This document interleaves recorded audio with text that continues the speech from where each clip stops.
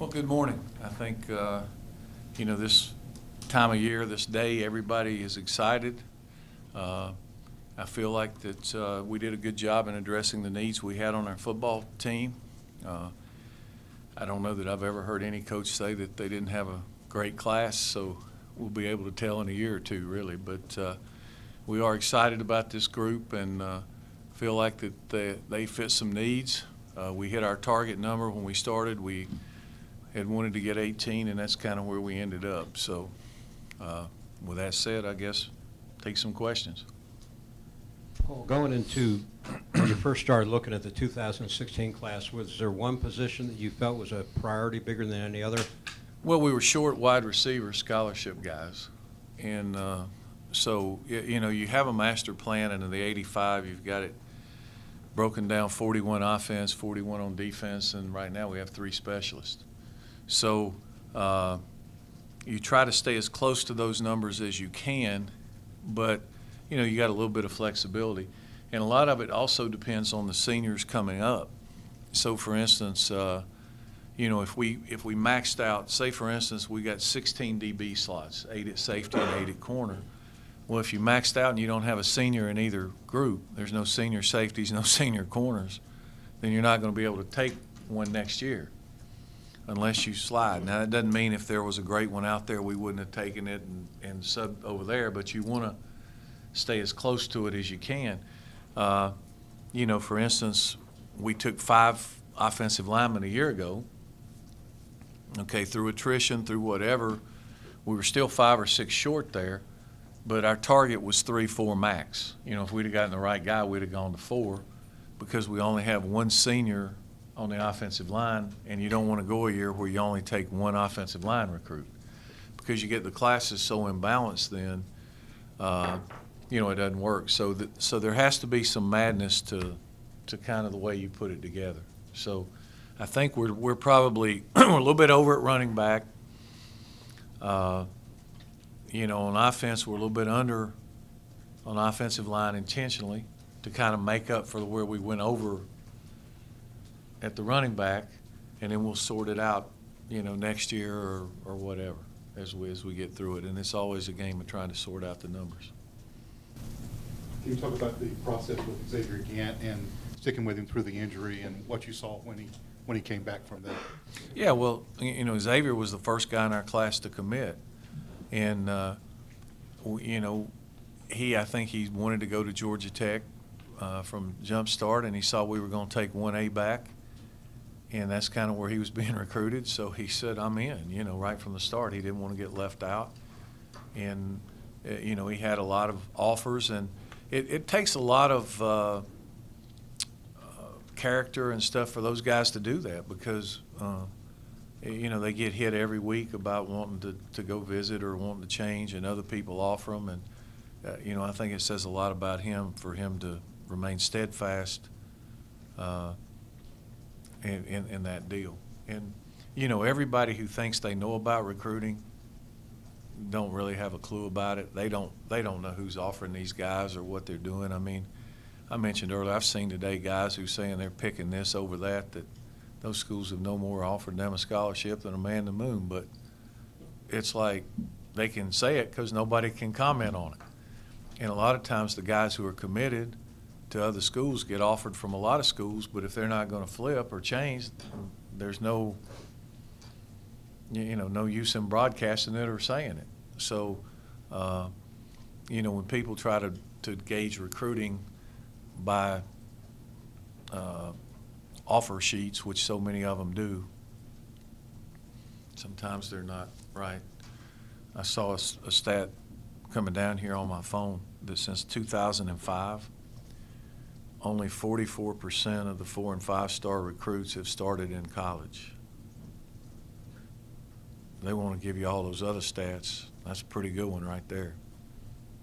Tells you they might not be as good at it as they think. I imagine any class when you can sign 4 defensive linemen, that's what you're wanting. It seems like you got some good ones there. And I think that probably this was probably every year is good for certain positions or whatever, and And I think this year was probably a pretty good year for defensive linemen. I think there were some pretty good players. And we were able to get some guys, the Martin kid from Grayson kind of wanted to come to Tech, and he kind of recruited us like we recruited him. And he had a lot of good offers, had some SEC offers, but he wanted to come to Georgia Tech. We were able to find Desmond, the JUCO kid who transferred, who is a little older, and then to pick up Jordan Woods and Brandon Adams were two pretty highly sought after players. I think Jordan could have gone pretty much anywhere he wanted, and Brandon was committed for a while to a SEC school, and then when he came to us, he got hit by 2 or 3 more of them, and he kind of held steadfast in his recruitment. So, yeah, I mean, I think that we helped ourselves there. I think there's some good players. But when you got Branch, did that fill a need to get more size on the outside? Well, you're always looking for pass rushers, and we think we've got some good young guys. Because of injury or because of whatever, some of them had to play probably before they were ready. But, we're excited about that group as a whole. I think that, right now we got 9 defensive ends, and I think there's 7 defensive tackles on scholarship, so there's 16 at that group as well. And I think there's some good players, and there's a good mix. We've got we've got some bigger guys. Brandon certainly helps the size in there, but Kyle was forced to play a little bit last year. He may be a tad too big right now for him, for his body type, or size, but certainly Brandon Adams is a big kid. Francis Callan's a big kid. Pat's going to be a senior who played a lot. So there's a good mix, and you get outside. Keyshawn returns. He's been a 2-year starter. Rooks played. Henri St. Amour played a lot last year. Antonio Simmons has played. I mean, you got a lot of guys who have played that aren't necessarily older guys. But you're always looking for a speed rusher, and we think that Jordan Woods has got some flexibility and maybe can do that from the outside. And Brandon Adams and Martin are more inside guys, and Desmond's kind of a cross. He can do both. Johnny was one of the last guys you were able to sign. What did you see that you liked about him? Well, I think he's got, it's hard to find corners with length, and he's got the height and the length. Clearly he runs well if you watch his tape. And he's a guy who I think got really under-recruited because he transferred schools. He, came to McEachern for his senior year, and he was a little bit kind of under the radar, if you can be under the radar at McEachern, but they had so many guys that he was on nobody's list, and nobody knew about him, because he came from Whitfield Academy, so he didn't go to a bunch of the camps, he didn't go to a bunch of places, so, but, a lot of the times the way I love to recruit and the way I used to do it when I was on the road is I'll go to a high school and I don't ask them who's their best player. I go, who's the best player you play against? Or who's the best player in your area, or who's the best player in the city? And if 3 or 4 of them tell you the same guy, then you can figure they're pretty good. Now, sometimes, everybody wants to promote their own guys. And, some coaches are better than others at saying, well, I got 5 that can play, and, here's the thing.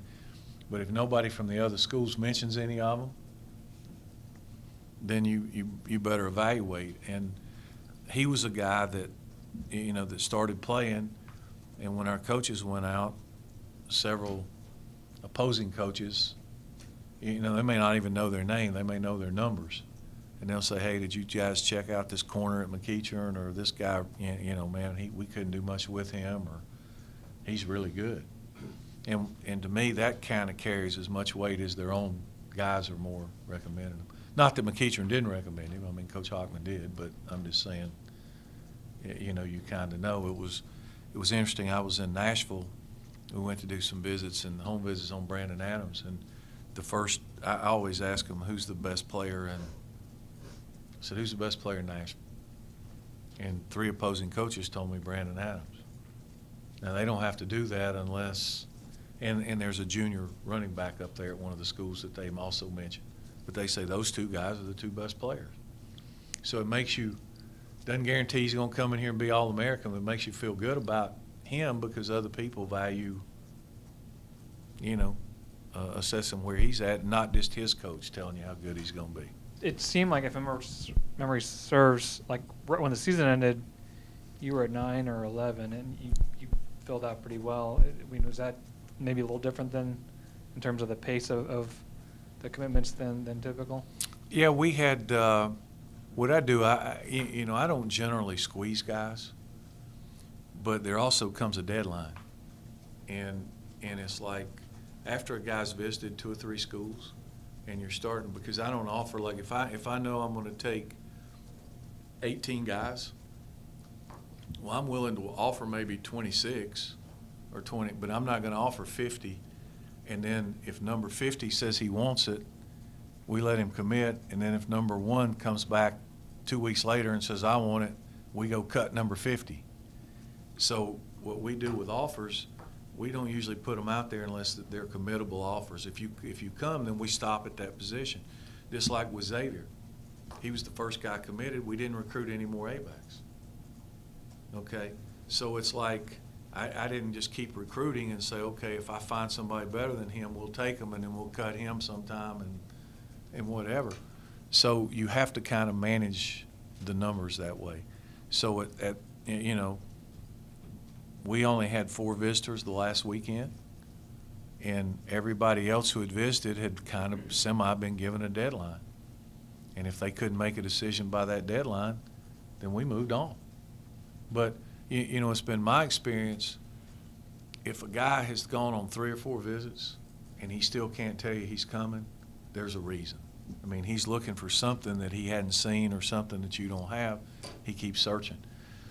You might get them on the fallback, but they're usually not going to be successful if they really didn't want. I'd rather have guys who are excited about being here and want to be here.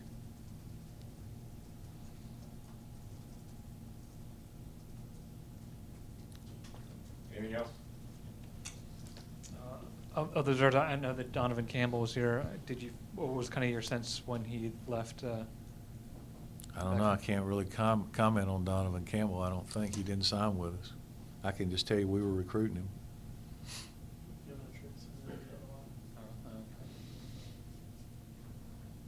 Do you have a most memorable home visit from this cycle?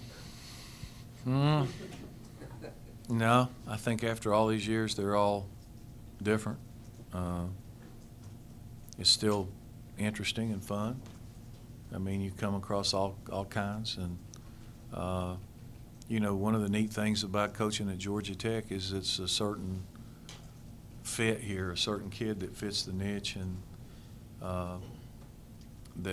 so you get in a lot of interesting homes and a lot of good families. I mean, knock on wood, I'm proud of the fact that since we've been here, I just saw the graduation rates up to 90% for our football team. When I took the job, it was 51.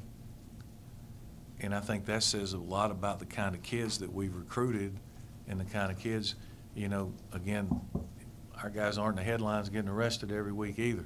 It's the kind of kids you have. And there's a niche.